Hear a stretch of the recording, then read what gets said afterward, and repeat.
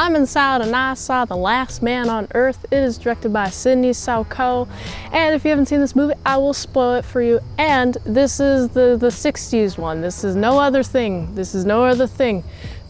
Just the 60s movie here. The movie starts, we're living in a world with essentially vampires. They're allergic to garlic. Plus there's all over here just terrorizing the neighborhood. And I do like this little peep upon this life upon one man. We're looking at Robert's life, and I do like how he has the same routine every day. He wakes up, marks another thing on his whatever the heck schedule, and is like, oh, it's time for slaughtering them. It's time to slaughter them vampires, and then it's time to go back to bed and do the same all over again. Immediately I'm like, would you want to live this world? Would I want to live in this world? I feel like if I had to slaughter vampires to live and find out ways to exist within this world, I would feel like, I don't know, I would collapse in like 10 hours, actually. I don't know if I would last that long. It seems like a lot of slaying of vampires. It seems a lot of rough and tough for me to deal with, and I don't think I would deal with it at all. What do you think? Would you want to live in this world of vampires? I do like this way of storytelling, starting with what's actually happening right now, and then going back to the things started to go awry, and it was when, oh wow, there's this virus, it's spreading all over, and if you have loved ones that are infected with the virus, hey, you gotta send them to the burn pits. And I love this. This movie is great on analyzing human condition. So this guy is like, oh, hi, I'm Robert, and I am actually not going to listen to the government today. Instead, I'm going to bury my wife, and I'm going to pay for it miserably, and I have to get rid of my wife, my vampiric wife, in the most horrible way possible. I'm like, geez, having to deal with your wife, yeah, in that monstrous state, jeez, man, that's definitely scarring. This guy has some immunity though. He is the last man on Earth. He has some of that immunity, and it's just like, I don't know if there's anybody else around me to just have a nice little chill time with.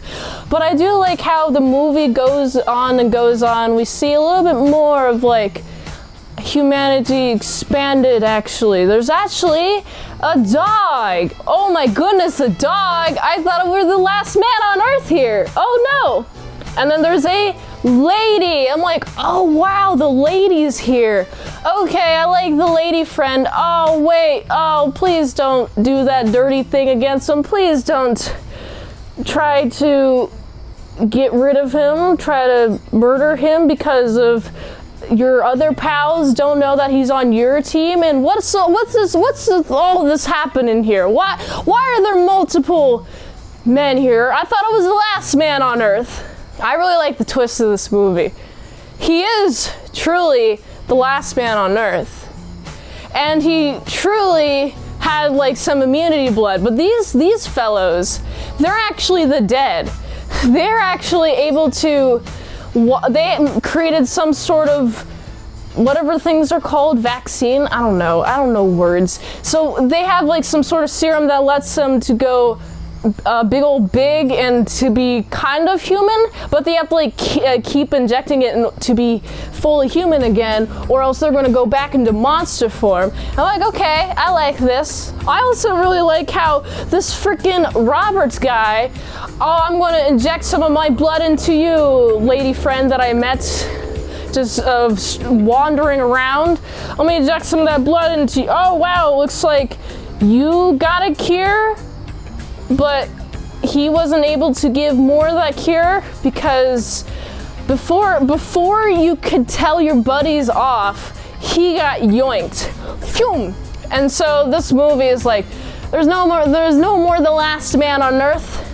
There's only the no man on Earth. There's no man on Earth here. We only got the half living. And there's no way to create a vaccine that can cure everyone here. Or antidote. Is that the word I'm thinking of? This movie is a very easy watch. I was enthralled the entire time. I was like, they're pretty much like vampires. Okay, they're not like exactly like vampires. I mean, they have them walking, they can walk and they're allergic to light, but they don't seem very smart.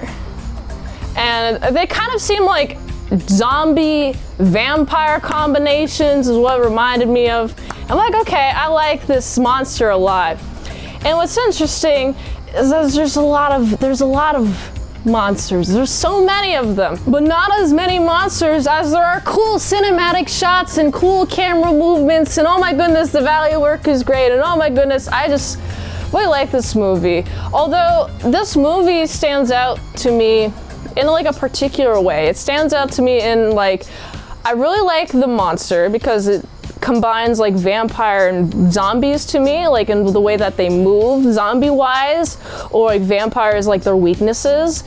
So I really like that about this movie, plus like a whole, oh well, we didn't get to cure humanity because the monsters killed the only guy left. Oops, bye-bye, no more safe humanity, no more humanity restored, none of that. This movie clearly made me have a good old think. Good thinking movies are so good. I need some movies that make me think positively and creatively instead of make me angry about how disrespectful it is to the art form. And this is not that. So I really like this movie for that. I think honestly this movie is underappreciated. I like it. You know, I haven't seen a lot of people talk about this movie just day to day, but this movie has got me a big of a think. So much of a think that I gotta give this movie like a solid 8 out of 10. If you like this review, watch another one. YouTube really likes that. If you'd like to request a movie, you can fast track one for $20 redeemos at patreon.com/ASEPresents. And if you'd like to help support the daily grindiness of all them daily movie reviews, go to this link tree on the way. You can help support the daily grind of all them daily movie reviews. So I can go here. And until next time, I'll see you later, my sour crews on the big bits.